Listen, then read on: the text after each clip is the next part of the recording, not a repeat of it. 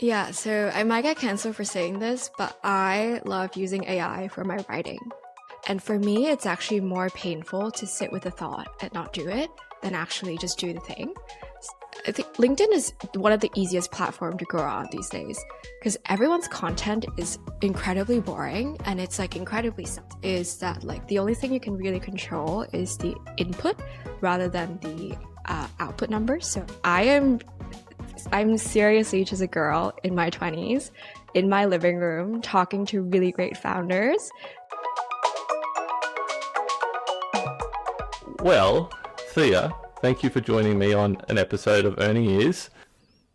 The thing that I'm really curious about is, how you landed on Founders in Motion, what that itch was, and because I remember reading somewhere that like you wanted to build something that you wanted that didn't exist. I want to hear that story, like how you got to that. The origin story of Founders in Motion. It's super funny. I've always loved entrepreneurship. My parents are founders and I saw them build their business from the ground up. It was obviously very difficult, but it was also some of the most rewarding learning that they've ever had in their entire life. So I've always been really interested in the space. And when I moved from New York to Melbourne, I thought, hey, like I really want to build a company. And then obviously the first thing I did is start listening to like all these incredible podcasts. So like How I Built This, read Shoe Dog from the Nike founders. They were amazing stories, definitely super motivating, but it never captured some of the questions that I had trying to figure out how to build a company. So it's just a really basic question, like how do you get your first customer? How do you pitch yourself to the first enterprise client? How do you position your product? How do you think about getting those first 1,000 users? And I was also coincidentally having these incredible conversations with early stage founders, my friends, getting into the space of startups. And I thought, hey, like these are really great stories that needs to be told. And I wonder if like other people would really get a lot of value from listening to these conversations. So that's really the kind of content genesis of Founders in Motion, but the actual production of it was actually quite funny. So at the beginning, I had my friend Daniel also help out on the production side. And the way that I met him was very funny in the sense that like I landed in Melbourne and then the next day I went to an event at a bar. And then I was like, hey, like, let me like bounce around this idea of a podcast and see if anyone would resonate. So I was like talking about it with anyone that would listen. And then this guy came up and was like, hey, like I heard that you want to start a podcast. I've been wanting to start a podcast as well. So that's really the genesis of like, we're like, hey, like maybe let's try something. Let's see what happens. And then, yeah, we started working on the first few episodes together. And then, you know, the saying goes, like you start a few episodes and you're like, oh my God, like I kind of need to continue because now people have kind of seen me starting something. I can't really quit in public. So that's kind of the more kind of like normal story of like how it started. Yeah.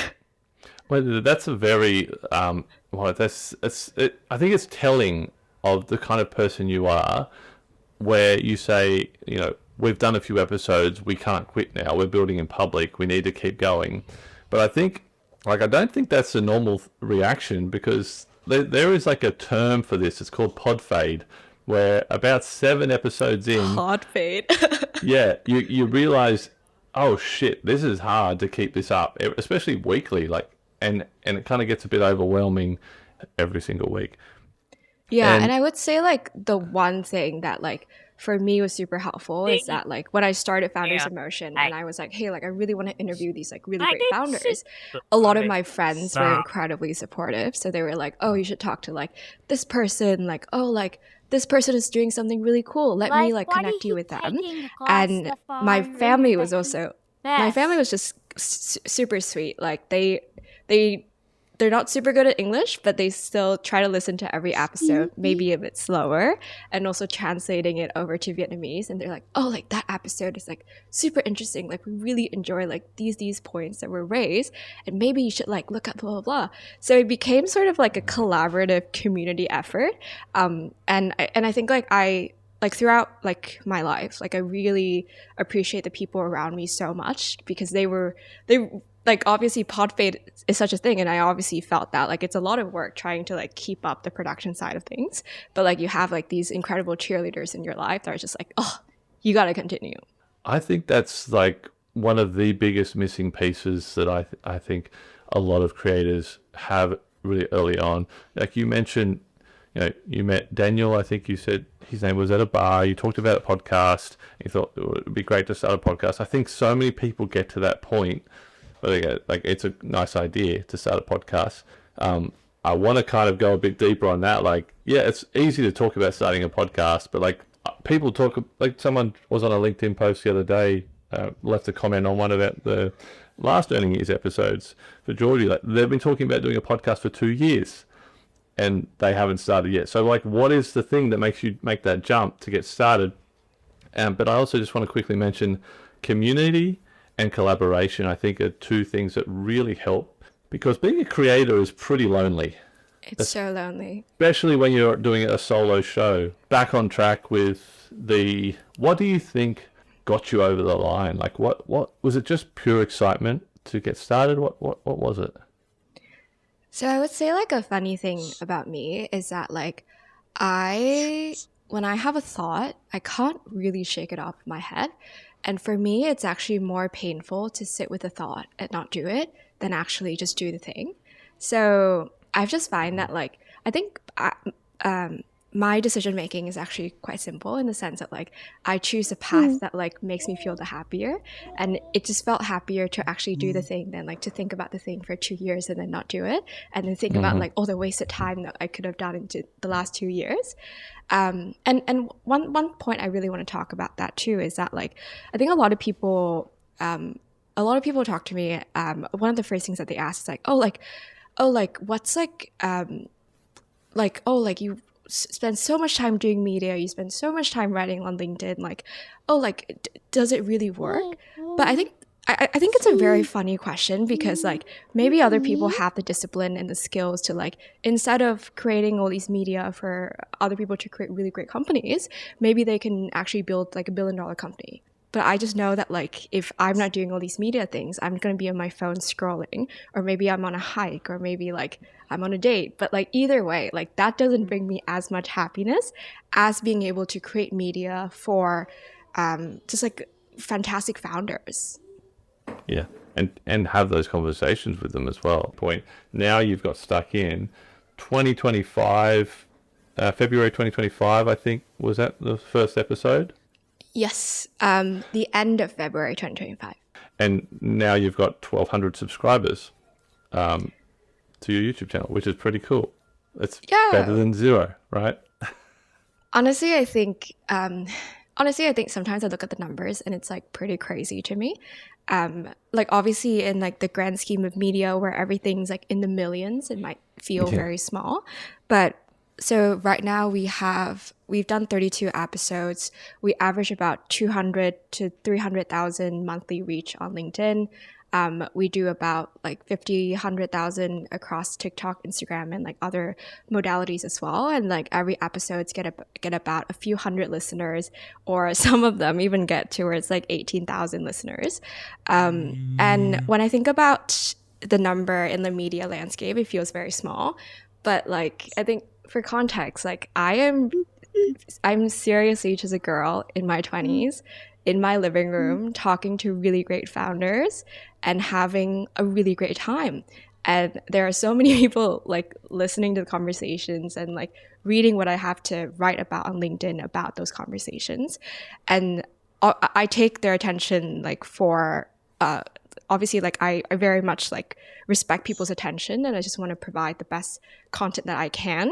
But sometimes it feels very daunting, and like sometimes it feels like a lot. And I think I've become kind of an introvert given like of how much quote unquote media exposure now I feel.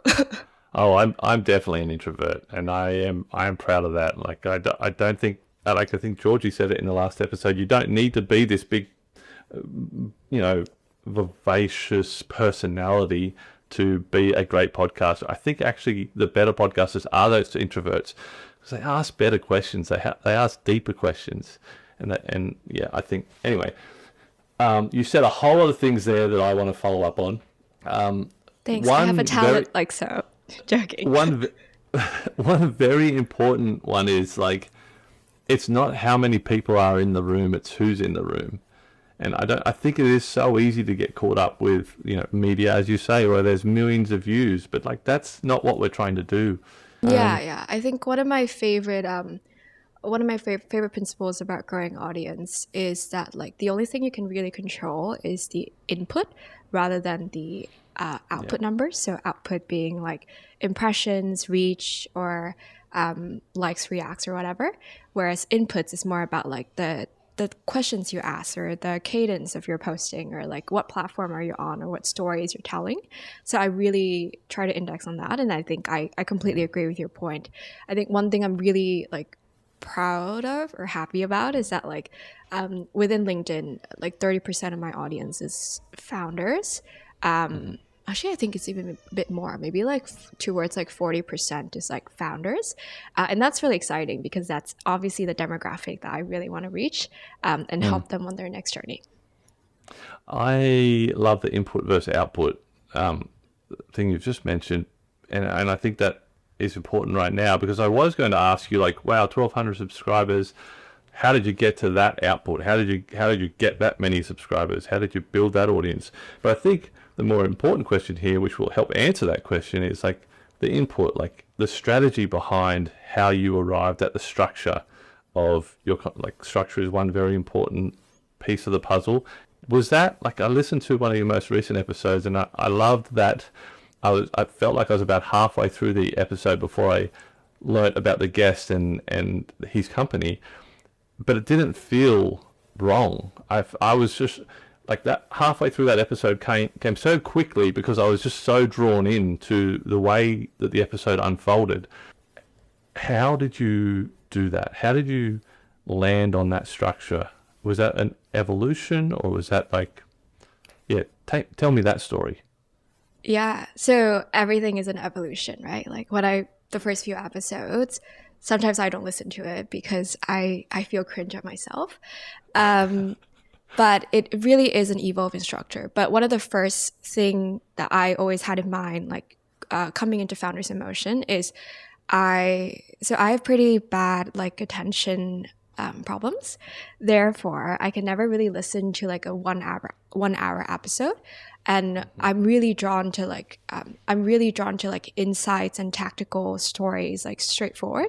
Nothing really bores me more than like if a podcast starts with like, hello, how's the weather? What's your name? How did you grow up? Like, what is your company? Like, gosh, like, can we like get to the meat of the story? So I really wanted to create a structure where you can get really engaged in the story and learn something, even if you're just flying into the episode very quickly at the get-go before we even introduce the company, which sometimes like it does make it a little bit complicated in the sense that like I have to figure out how to introduce the context of the episode during the intro so people feel like it's not too much too soon. But I think that is like one of the key differentiation I think about when I structure an episode. Like, how do I index on value? But like, I'm also a big believer in like advice without context is like at best useless and at worst probably detrimental. So that's why all the pieces of advice has to be wrapped up around the context of the company. What market are they in?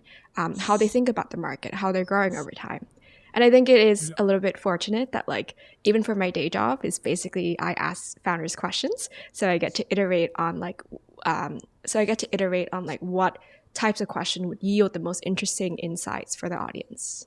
Now I'm going to get a little bit meta right now because like, I want to ask you, like, now is the time for the people that are listening that don't know who Thea is. Can you please just give us a little intro, who you are, tell us like what you do, and tell us what Founders in Motion is. Who's it for?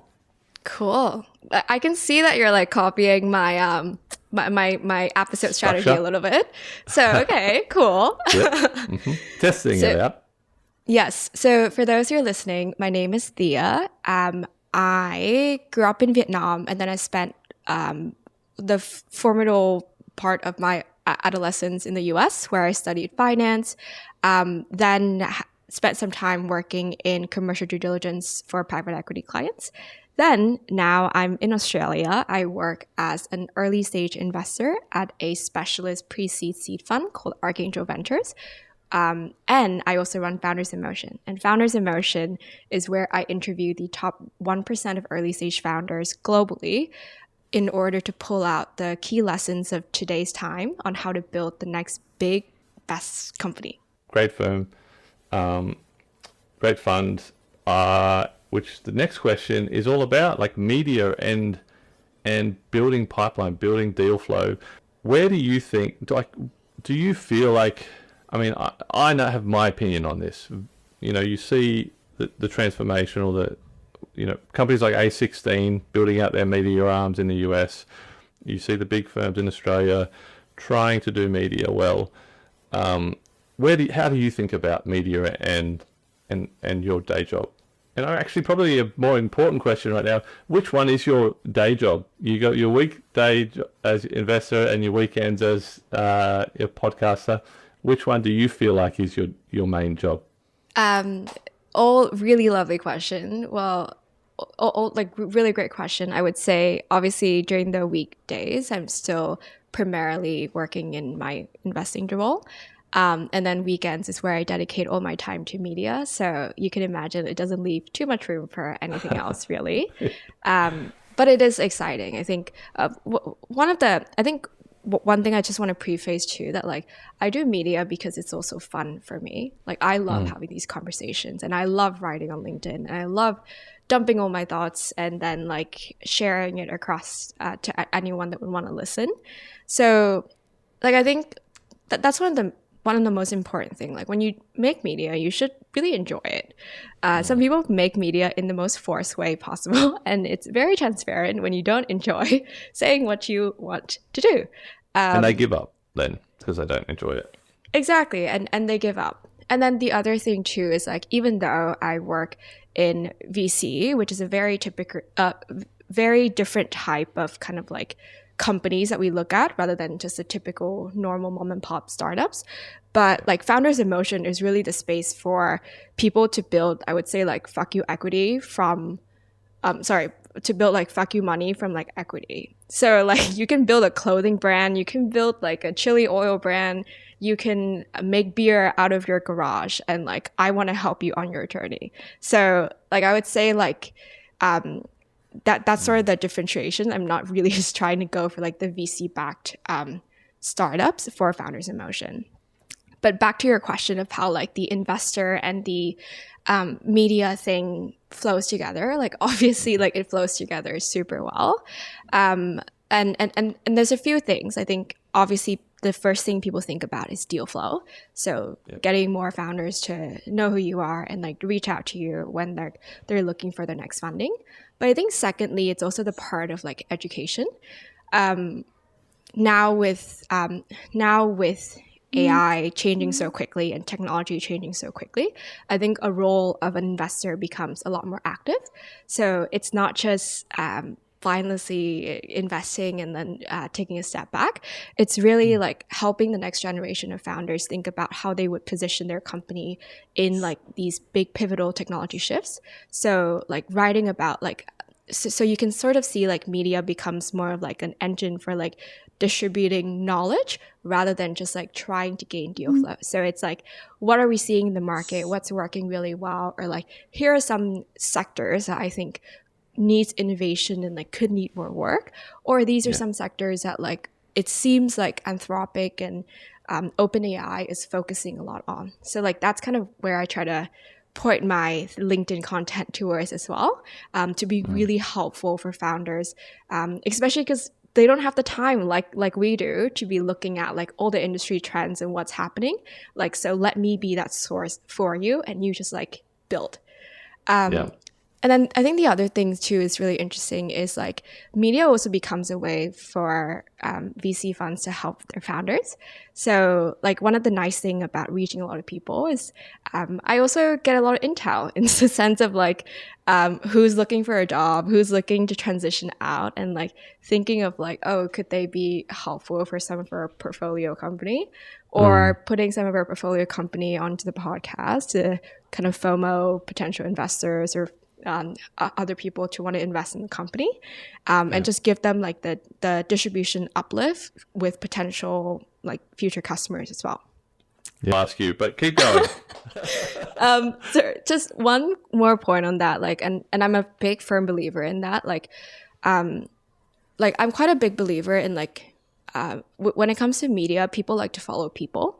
So that's why you will never see like company pages or like, unfortunately, even fun podcasts growing as quickly as individual people podcasts, because one of the lovely thing about like media is you can also see someone grow over time.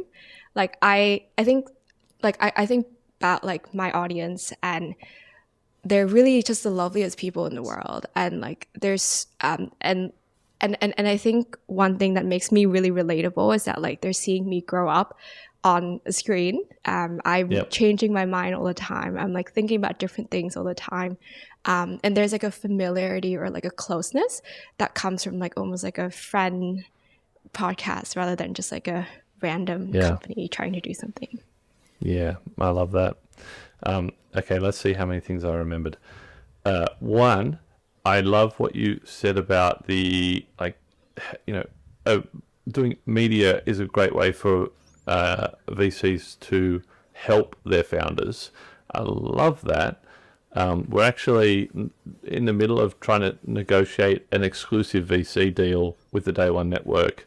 And that is kind of one of the top of mind things for me. Like the biggest value that the network can bring is all of the touch points that we have with the community and all the knowledge that we kind of gather through all of the interviews across the network. I think I find that really interesting. And on your kind of talking about like deal flow versus education, I think the latter kind of feeds into the former. Like I think making your show, like making the kind of education piece a primary goal is really the right way to do it, because I think when a lot of people do media or start a podcast, like it's all about, and it makes sense, you need to make it commercially viable, but like it's usually like what can we get out of this? How is this going to help us? But I think the better way to go about it, and the way to guarantee that you're going to hit your goals, is to actually help first, and then you get second.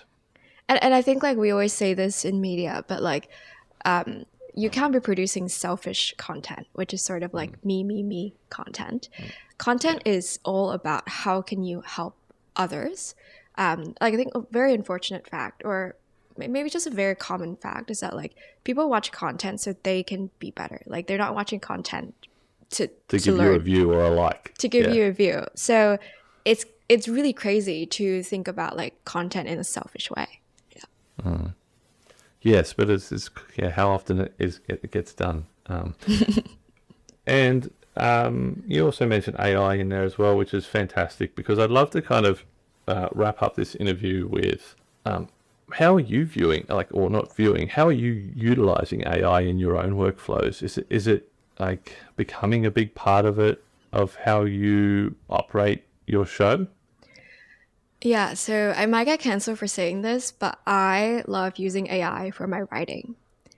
Really? And the Okay. reason, and the way that I use AI for my writing is not so much generating the writing and just posting it, but I tend to have gigantic rambles. Like I love rambling into like voice note and then getting it to just like form a structure around the content and like really pull out the most interesting details. Obviously, like there is some pre-training in terms of like what I like, my preferences, and the type of writing that I enjoy. But like having it do a first pass to turn random notes into like a viable piece of article with the structure, that's been super helpful for me. And it allows me to, I would say like maybe like 80-90% without fail, post 5 times a week on LinkedIn for the last 6 months. I So love that. consistency, you can't when it comes to media. And I take that like very seriously. But back to the AI point, like, so I use so much AI, but it's partly a portion of like, I really have to, like, I don't really have a ton of time to do all these media stuff. So having the right Yeah. systems around it is really important. Yeah. And obviously, like, I invest in AI. So obviously I'm a big advocate for like AI helping you with your workflows and everything. Yeah. So the way that I've sort of done it is that, so I'm a big Claude user. And whenever I do a process, I try to get it to turn it into like reusable plugin skills. But the most important thing when you use Claude is you need to make sure it picks up after you. So if you're someone like me that have a ton of like sessions running all around, you want to make sure you want to have like reflect tools or reflect skills that allows you to like pick up certain changes that you've made to like the skills so that the skills get smarter over time. Or sometimes I have like random thoughts and it needs to go back into my log and like pick up those random thoughts and put it in my Notion idea bank so that we can come back to the idea in later on. Or sometimes I'm like reading a really interesting article. I'm like, oh, like this would make a really great piece of content. And then having the right space to like dump all your materials, but then like having the right skills to call back and like resurface some of your existing ideas for you. And it even connects like certain ideas I've had together into like a full post. Oh, I love that. I want to like. I'm not. No, I have a lot of spicy takes. I just don't know if they're spicy. I'm just gonna say a few things and you can choose. I think it's like, I think LinkedIn is one of the easiest platform to grow on these days because everyone's content is incredibly boring and it's like incredibly selfish. So as long as you show like a little bit of personality and bring a little bit of value to your audience, like you will 100% guarantee grow on the platform. And maybe the other take I have is like I think a lot of podcasters a lot of podcasters use podcasts as a platform to promote themselves and not really provide value. And some of it you can really see like clearly, or like try to be really smart during the podcast and doesn't ask like the questions that everyone's like confused about or like doesn't take the moment to like clarify to your audience. I think that's like a missed opportunity as well. As you're saying that, like the only thing I'm thinking is, oh shit, am I doing that? I don't want to be doing that. I hope I'm not doing that. Is she talking about me? No, you're not. But you know what I mean, right? Like there are some podcasters that like you can clearly tell that like they're trying to be too smart or they're trying to be like oh my god, like I already know this, or like Coaches. Oh my god, like that's who comes to mind. Coach podcasts. Yeah. And I think like you need the humility to just ask very mundane questions. Or like I remember doing an episode on like robots, and I was like, I have no idea like what the hell is happening in the robotics. So like if I don't know, like I assume my audience wouldn't know. So like let me have all the definitions in one page, and whenever he mentions anything that's confusing, I'm going to take a step back and explain like, oh, this is what he means. And I think that's really important. Yeah, I love that. Okay, we're going to wrap up now, but I just want to say, yeah, like guru, be the guide, not the guru. The very first podcast that I ever fell in love with was Pat Flynn's Smart Passive Income podcast. He's lives in San Diego, was an architect, got fired, started doing internet business back in 2012 or something, and he just his podcast was like, he doesn't know anything, he's just trying to figure it all out. Come with him as he kind of tries to learn it. And I loved that approach. It was so humble and like, yeah, humility. It's just all about like, come with me, help me. I'm going to ask the dumb questions so you don't have to. And I love that. And I think that's how everybody should approach a podcast. Yeah. Thank you so much for coming on, Thea. No, thank you for having me. And super excited to be a part of the Day One family as well. That's what I was going to say. Very I took your line. welcome. Welcome to day one. Thank you. Cool. Thanks.